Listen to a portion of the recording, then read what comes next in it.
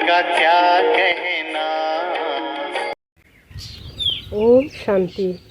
15 अगस्त 25 मधुर महावाक्य। मीठे बाबा कहे, मीठे बच्चे सकाळु सकाळु उठी यही चिंतन कर जे मु एते छोट आत्मा केते बड़ शरीर को चलाउछि। मो आत्मा रे अविनाशी पाठ निर्धार्य हो रही। प्रश्न, शिव बाबांकर केउं अभ्यास रही केउंटी नाही। उत्तर, आत्मा को ज्ञान रत्न रे सजेइबार अभ्यास शिव बाबांकर रही, बाकी शरीर को सजेइबार अभ्यास तांकर नाही। काहेकि ना बाबा कहउछंती, मोर तो निजर शरीर नाही, मु यांकर शरीर जदिओ भड़ारे नेउछि, किंतु एही शरीर को सजेइबार काम एही आत्मा निजे करिथाए, मु करे नाही। मु तो सर्वदा अशरीर रे रहे। गीत, बदल जाए दुनिया ना बदलेंगे हम। ओम शांति। पिला माने एही गीत सुनिले, किए सुनिला?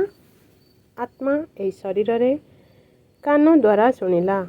पिला मानकु मध्य यह जना पड़िला जे आत्मा केते छोट।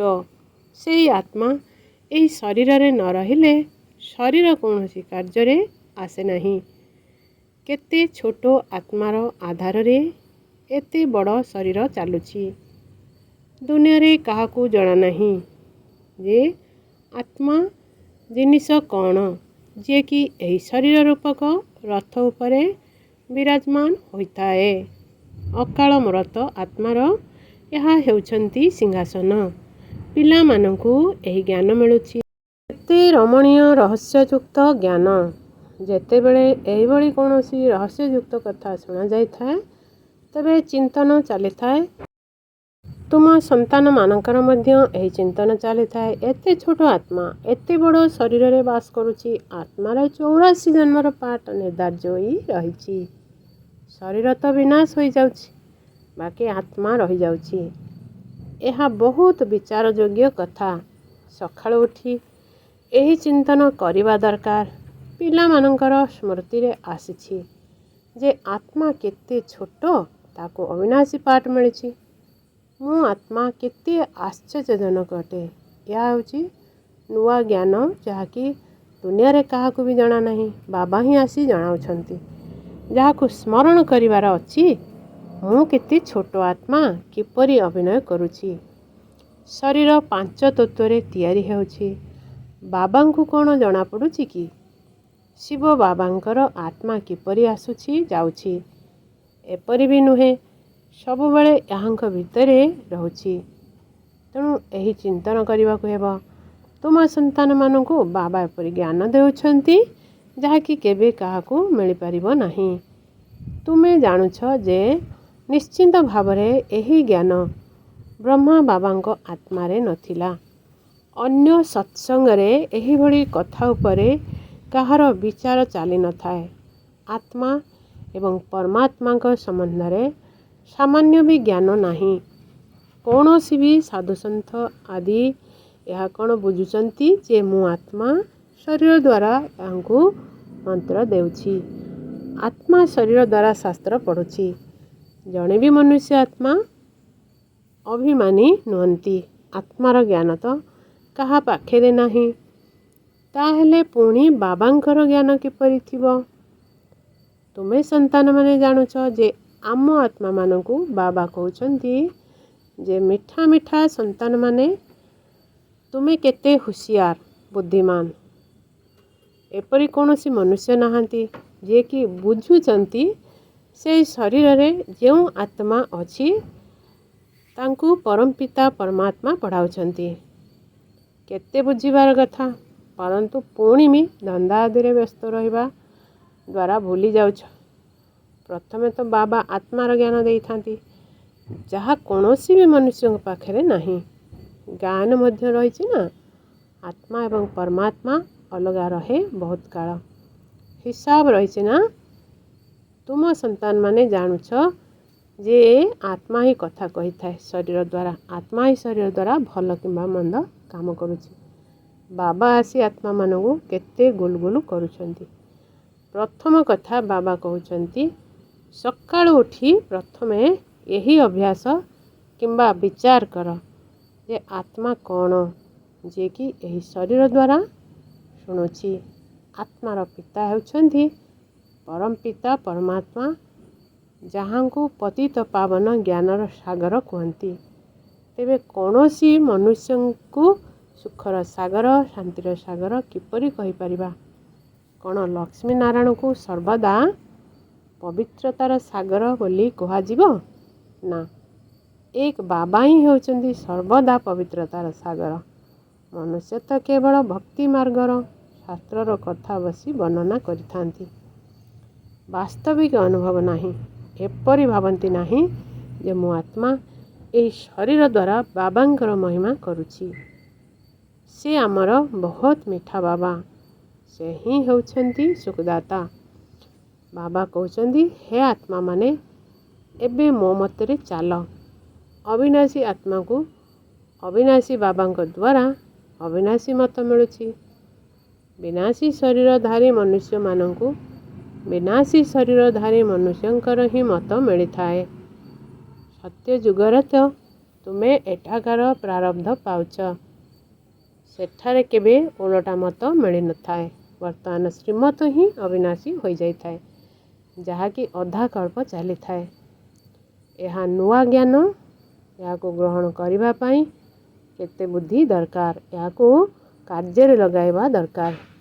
ଯେଉଁମାନେ ଆରମ୍ଭରୁ ବହୁତ ଭକ୍ତି କରିଥିବେ, ସେଇମାନେ ଭଲ ଭାବରେ ଧାରଣା କରିପାରିବେ।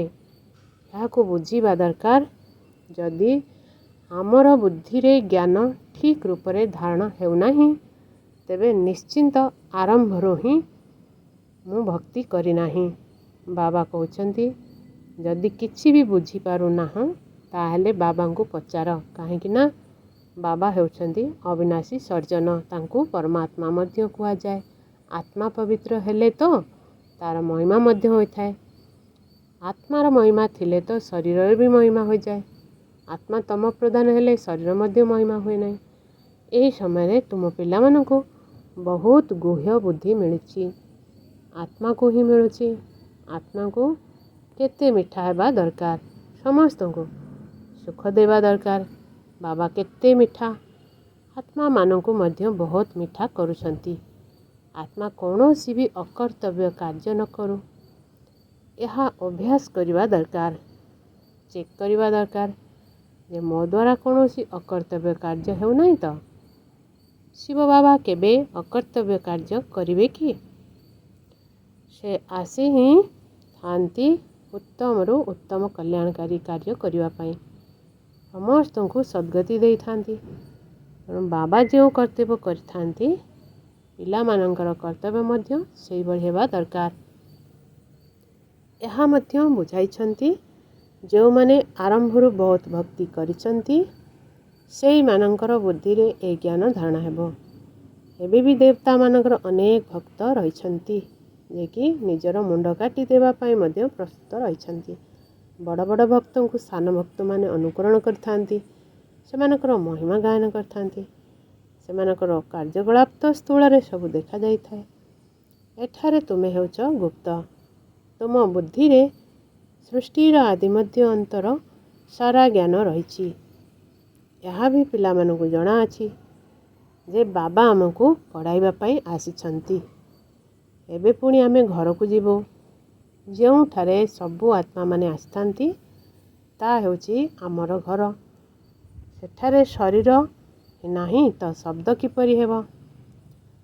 ଆତ୍ମା ବିନା ଶରୀରର ଜଡ଼ ହୋଇଯାଇଥାଏ। ମନୁଷ୍ୟମାନଙ୍କର ଶରୀର ସହିତ କେତେ ମୋହ ରହିଛି। ଆତ୍ମା ଶରୀରରୁ ବାହାରିଗଲେ ବାକି ରହିଲା ପାଞ୍ଚ ତତ୍ତ୍ୱର ଶରୀର। ତାହା ମଧ୍ୟ କେତେ ସ୍ନେହ ରହିଥାଏ। ପତ୍ନୀ ପତିର ଚିନ୍ତା ଉପରେ ଝାସ ଦେବା ପାଇଁ ପ୍ରସ୍ତୁତ ହୋଇଥାଏ।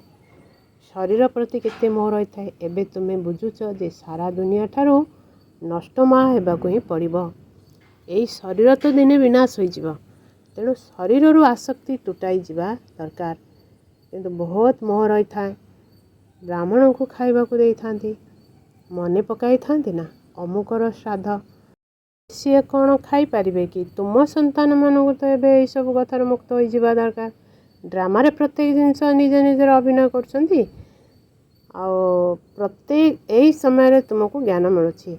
ଆମକୁ ନଷ୍ଟ ମହା ହେବାକୁ ପଡ଼ିବ। ମୋହଜିତି ରାଜାଙ୍କର କାହାଣୀ ମଧ୍ୟ ଅଛି। ଅନ୍ୟ କେହି ମୋହଜିତି ରାଜା ହୋଇପାରିବେ ନାହିଁ। ଏଇଭଳି କାହାଣୀ ତ ସବୁ ଲେଖା ହୋଇସାରିଛି। ସେଠାରେ ଅକାଳ ମୃତ୍ୟୁ ହୁଏ ନାହିଁ। ତେଣୁ ମୋହର କଥା ପଚାରିବା ବି ଆବଶ୍ୟକ ନାହିଁ। ବର୍ତ୍ତମାନ ବାବା ତୁମକୁ ମୋହଜିତ କରୁଛନ୍ତି। ସ୍ୱର୍ଗରେ ମୋହଜିତ ରାଜାମାନେ ଥିଲେ। ଯେପରି ରାଜାରାଣୀ ସେହିପରି ପ୍ରଜା ମଧ୍ୟ ଥିଲେ। ତା ହିଁ ନଷ୍ଟମୋହର ରାଜଧାନୀ। ରାବଣ ରାଜ୍ୟରେ ମୋହ ବହୁତ ରହିଥାଏ। ସେଠାରେ ତ ବିକାର ନଥାଏ। ରାବଣ ରାଜ୍ୟ ହିଁ ନାହିଁ। ରାବଣର ରାଜତ୍ୱ ଚାଲି ଯାଇଥାଏ। ରାମ ରାଜ୍ୟରେ କ'ଣ ହୁଏ କିଛି ବି ଜଣା ନାହିଁ। ବାବାଙ୍କ ବ୍ୟତୀତ ଏହିସବୁ କଥା ଆଉ କେହି କହିପାରିବେ ନାହିଁ। ବାବା ଏହି ଶରୀରରେ ରହି ମଧ୍ୟ ଦେଇ ଅଭିମାନୀ ରୁହନ୍ତି। ଲୋନ୍ ଅଥବା ଭଡ଼ାରେ ଘର ନେଇଥିଲେ ବି ସେଥିରେ ମଧ୍ୟ ମୋହ ରହିଥାଏ। ଘରକୁ ଭଲ ଭାବରେ ସଜେଇ ରଖିଥାନ୍ତି। ବାବାଙ୍କୁ ତ ସଜାଇବା ଦରକାର ନାହିଁ, କାରଣ ବାବା ତ ଅଶରୀର ନା। ତାଙ୍କୁ କୌଣସି ସଜାସଜି କରିବାର ଆବଶ୍ୟକତା ନାହିଁ। ବାବାଙ୍କୁ ତ ଅବିନାଶୀ ଜ୍ଞାନ ରତ୍ନରେ ପିଲାମାନଙ୍କୁ ସଜେଇବାର ଅଭ୍ୟାସ ଅଛି। ସୃଷ୍ଟିର ଆଦି ମଧ୍ୟ ଅନ୍ତର ରହସ୍ୟ ବୁଝାଇଥାନ୍ତି। ଶରୀର ତ ହେଉଛି ଅପବିତ୍ର। ଏହାଙ୍କୁ ଯେତେବେଳେ ନୂଆ ଶରୀର ମିଳିବ ତେବେ ପବିତ୍ର ହୋଇଥିବ। ବର୍ତ୍ତମାନ ତ ଇଏ ପୁରୁଣା ଦୁନିଆ ଅଟେ। ଇଏ ମଧ୍ୟ ଦିନେ ଶେଷ ହୋଇଯିବ। ଏକଥା ମଧ୍ୟ ଦୁନିଆରେ କାହାକୁ ଜଣା ନାହିଁ। ଧୀରେ ଧୀରେ ଜଣାପଡ଼ିବ। ନୂଆ ଦୁନିଆର ସ୍ଥାପନା ଏବଂ ପୁରୁଣା ଦୁନିଆର ବିନାଶ। ଏହା ତ ବାବାଙ୍କର ହିଁ କାମ। ବାବା ହିଁ ଆସି ବ୍ରହ୍ମାଙ୍କ ଦ୍ୱାରା ପ୍ରଜା ରଚନା କରି ନୂଆ ଦୁନିଆର ସ୍ଥାପନା କରୁଛନ୍ତି। ତୁମେ ନୂଆ ଦୁନିଆରେ ଅଛ ନା। ନୂଆ ଦୁନିଆର ସ୍ଥାପନା ହେଉଛି। ତେଣୁ ଚୁଟି ଅର୍ଥାତ୍ ବ୍ରାହ୍ମଣମାନେ ହେଉଛନ୍ତି ବହୁତ ଉଚ୍ଚ ବା ଶ୍ରେଷ୍ଠ। ବାବା ବୁଝାଇଛନ୍ତି, ବାବାଙ୍କ ସମ୍ମୁଖକୁ ଆସିଲେ ପ୍ରଥମେ ଏକଥା ମନେ ପକାଅ ଯେ ଆମେ ଈଶ୍ୱର ପିତାଙ୍କ ନିକଟକୁ ଯାଉଛୁ। ଶିବ ବାବା ତ ନିରାକାରୀ ଅଟନ୍ତି। ତାଙ୍କ ସାମ୍ନାକୁ ଆମେ କେମିତି ଯିବା? ତେଣୁ ଶିବ ବାବାଙ୍କୁ ମନେ ପକାଇ ପୁଣି ତାଙ୍କ ସମ୍ମୁଖକୁ ଆସିବାକୁ ହେବ। ତୁମେ ଜାଣିଛ ଶିବ ବାବା ବ୍ରହ୍ମାଙ୍କ ମଧ୍ୟରେ ବସିଛନ୍ତି। ଏହାଙ୍କ ଶରୀର ତ ହେଉଛି ପତିତ। ଶିବ ବାବାଙ୍କ ସ୍ମୃତିରେ ନ ରହି କୌଣସି କାମ କଲେ ପାପ ଲାଗିଯାଏ। ଆମେ ଶିବ ବାବାଙ୍କ ପାଖକୁ ଯାଉଛୁ। ପୁଣି ଅନ୍ୟ ଜନ୍ମରେ ଅଲଗା ସମ୍ବନ୍ଧୀ ହେବ। ସେଠାରେ ଦେବତାଙ୍କ କୋଳକୁ ଯିବା। ଏହି ଈଶ୍ୱରୀୟ କୋଳ ଥରେ ମାତ୍ର ମିଳିଥାଏ। ମୁଖରେ କହିଥାନ୍ତି, ହେ ବାବା ଆମେ ଆପଣଙ୍କର ହୋଇଗଲୁ। ବହୁତ ଅଛନ୍ତି ଯେଉଁମାନେ କି କେବେ ଦେଖି ବି ନାହାନ୍ତି। ବାହାରେ ରହୁଛନ୍ତି, ପତ୍ର ଲେଖିଥାନ୍ତି, ଶିବ ବାବା ମୁଁ ଆପଣଙ୍କର ପୋଷ୍ୟପୁତ୍ର ହୋଇଗଲି। ବୁଦ୍ଧିରେ ଜ୍ଞାନ ରହିଛି। ଆତ୍ମା କହୁଛି ମୁଁ ଶିବ ବାବାଙ୍କର ହୋଇଯାଇଛି। ଏହାଙ୍କ ପୂର୍ବରୁ ମୁଁ ପତିତ କୋଳରେ ଥିଲି। ଭବିଷ୍ୟତରେ ପବିତ୍ର ଦେବତା କୋଳରେ ଆସିବି। ଏହି ଜନ୍ମ ହେଉଛି ଦୁର୍ଲଭ ହୀରା ଭଳି। ତୁମେ ସଙ୍ଗମ ଯୁଗରେ ହେଉଛ। ସଙ୍ଗମ ଯୁଗ କୌଣସି ପାଣିର ସାଗର ବା ନଦୀମାନଙ୍କର ମିଳନକୁ କୁହାଯାଏ ନାହିଁ। ରାତି ଦିନର ଅନ୍ତରର ରହିଛି। ବ୍ରହ୍ମପୁତ୍ର ବଡ଼ରୁ ବଡ଼ ନଦୀ, ଯିଏକି ସାଗରରେ ମିଶିଛି। ନଦୀମାନେ ଯାଇ ସାଗରରେ ପଡ଼ିଛନ୍ତି। ତୁମେ ବି ହେଉଛ ସାଗରରୁ ବାହାରିଥିବା ଜ୍ଞାନ ନଦୀ। ଜ୍ଞାନ ସାଗର ହେଉଛନ୍ତି ଶିବ ବାବା। ବଡ଼ରୁ ବଡ଼ ନଦୀ ହେଲା ବ୍ରହ୍ମପୁତ୍ର। ଏହାଙ୍କର ନାମ ବ୍ରହ୍ମା ଅଟେ। ସାଗର ସହିତ ଏହାଙ୍କର କେତେ ସାମଞ୍ଜସ୍ୟ ଅଛି। ତୁମକୁ ଜଣାଅଛି ଯେ ନଦୀମାନେ କେଉଁଠାରୁ ବାହାରିଛନ୍ତି। ସାଗର ଠାରୁ ହିଁ ବାହାରିଥାଏ, ପୁଣି ସାଗରରେ ମିଶିଥାଏ। ସାଗର ଠାରୁ ମିଠା ପାଣି ଗ୍ରହଣ କରିଥାଏ। ସାଗରଙ୍କ ସନ୍ତାନମାନେ ପୁଣି ସାଗରରେ ଯାଇ ମିଶିଥାନ୍ତି।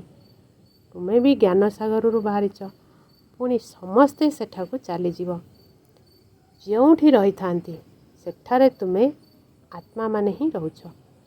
ଜ୍ଞାନ ସାଗର ଆସି ତୁମକୁ ପବିତ୍ର ମିଠା କରୁଛନ୍ତି। ଆତ୍ମା ଯିଏକି ଗୁଣହୀନ ହୋଇଯାଇଛି ତାଙ୍କୁ ଗୁଣଗାନ କରୁଛନ୍ତି। ପାଞ୍ଚ ବିକାର ରୂପୀ ଛି ଛି ଅବଗୁଣ ତୁମଠାରୁ ବାହାରି ଯାଉଛି। ତେଣୁ ତୁମେ ତମ ପ୍ରଧାନରୁ ସତ ପ୍ରଧାନ ହୋଇଯାଉଛ। ବାବା ପୁରୁଷାର୍ଥ ବହୁତ କରାଉଛନ୍ତି। ତୁମେ କେତେ ସତ୍ୟ ପ୍ରଦାନ ଥିଲ, ସ୍ୱର୍ଗରେ ରହିଥିଲୁ। ତୁମେ ବିଲକୁଲ ଛି ଛି ପତିତ ହୋଇଯାଇଛ। ରାବଣ ତୁମକୁ କ'ଣ କରିଦେଇଛି? ଭାରତରେ ହିଁ ଗାୟନ ଅଛି, ହୀରା ସଦୃଶ ଅମୂଲ୍ୟ ଜନ୍ମ। ବାବା କହୁଛନ୍ତି, ତୁମେ କଉଡ଼ି ପଛରେ କାହିଁକି ହଇରାଣ ହେଉଛ? ବିନାଶୀ ଧନ କ'ଣ ବହୁତ ଦରକାର କି? ଗରିବ ଜଲ୍ଦି ବୁଝି ଯାଇଥାନ୍ତି। ସାହୁକାର ତ କହିଥାନ୍ତି, ଏବେ ଆମ ପାଇଁ ଏକାଠି ହିଁ ସ୍ୱର୍ଗ ରହିଛି। ତୁମେ ସନ୍ତାନମାନେ ଜାଣିଛ, ଯିଏ ବି ମନୁଷ୍ୟ ମାତ୍ର ଅଛନ୍ତି, ସମସ୍ତଙ୍କର ଏହି ସମୟରେ କଉଡ଼ି ତୁଲ୍ୟ ମୂଲ୍ୟହୀନ ଜୀବନ ଅଟେ। ଆମେ ବି ଏହିପରି ଥିଲୁ। ଏବେ ବାବା ଆମକୁ କେତେ ଶ୍ରେଷ୍ଠ କରୁଛନ୍ତି। ଲକ୍ଷ୍ୟ ତ ରହିଛି ନା, ଆମେ ନରରୁ ନାରାୟଣ ହେଉଛୁ। ଭାରତ ଏବେ କଉଡ଼ି ସଦୃଶ କାଙ୍ଗାଳ ହୋଇଯାଉଛି ନା। ଭାରତବାସୀ ନିଜେ କ'ଣ ଜାଣିଛନ୍ତି କି? ଏଠାରେ ତୁମେ କେତେ ସାଧାରଣ ଅବଳାମାନେ ଅଛ। କେହି ବଡ଼ ଲୋକ ଆସିଲେ ତାଙ୍କର ଏଠାରେ ବସିବାକୁ ଇଚ୍ଛା ହେବନି। ଯେଉଁଠି ବଡ଼ ବଡ଼ ଲୋକମାନେ, ସନ୍ନ୍ୟାସୀ, ଗୁରୁ ଆଦି ଥିବେ, ସେଇଭଳି ବଡ଼ ବଡ଼ ସଭାକୁ ଯିବେ। ବାବା ମଧ୍ୟ କହୁଛନ୍ତି, ମୁଁ ଗରିବଙ୍କର ବନ୍ଧୁ। କହିଥାନ୍ତି ଯେ ଭଗବାନ ଗରିବଙ୍କର ରକ୍ଷା କରିଥାନ୍ତି। ଏବେ ତୁମେ ଜାଣୁଛ, ଆମେ କେତେ ସାହୁକାର ଥିଲୁ, ଏବେ ପୁଣି ହେଉଛୁ। ବାବା ମଧ୍ୟ ଲେଖିଥାନ୍ତି, ତୁମେ ପଦ୍ମା ପଦ୍ମପତି ହେଉଛ। ସେଠାରେ ଲଢ଼େଇ ଝଗଡ଼ା ହୁଏ ନାହିଁ। ଏଠାରେ ତ ଦେଖ, ପଇସା ପାଇଁ କେତେ ମରାମରି ହେଉଛନ୍ତି, କେତେ ଲାଞ୍ଚ ମିଳୁଛି। ମନୁଷ୍ୟକୁ ତ ପଇସା ଦରକାର ନା। ତୁମେ ସନ୍ତାନମାନେ ଜାଣିଛ, ବାବା ଆମର ସମ୍ପତ୍ତି ଭରପୁର କରିଦେଉଛନ୍ତି। ପଦାକଳ୍ପ ପାଇଁ ଯେତେ ଦରକାର ସେତେ ଧନ ନିଅ, ପରନ୍ତୁ ପୁରୁଷାର୍ଥ କର, ପୁରା କର, ଅବହେଳା କର ନାହିଁ। କୁହାଯାଏ ନା, ପିତାଙ୍କୁ ଅନୁସରଣ କର। ପିତାଙ୍କୁ ଅନୁକରଣ କଲେ ଏହିପରି ହୋଇଯିବ। ନରରୁ ନାରାୟଣ, ନାରୀରୁ ଲକ୍ଷ୍ମୀ ହେବା ପାଇଁ ଉଚ୍ଚ ପରୀକ୍ଷା ଦେବାକୁ ହେବ। ଏଥିରୁ ଟିକିଏ ବି ଅବହେଳା କରିବା ଉଚିତ ନୁହେଁ। ବାବା ଶ୍ରୀମତ ଦେଉଛନ୍ତି, ତେଣୁ ଶ୍ରୀମତ ପାଳନ କରିବାକୁ ହେବ। କାୟଦା କାନୁନର ଉଲ୍ଲଙ୍ଘନ କର ନାହିଁ।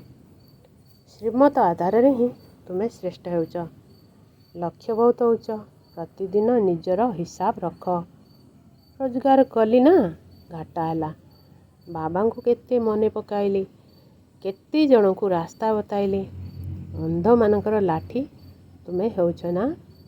ତୁମକୁ ଜ୍ଞାନର ତୃତୀୟ ନେତ୍ର ମିଳୁଛି।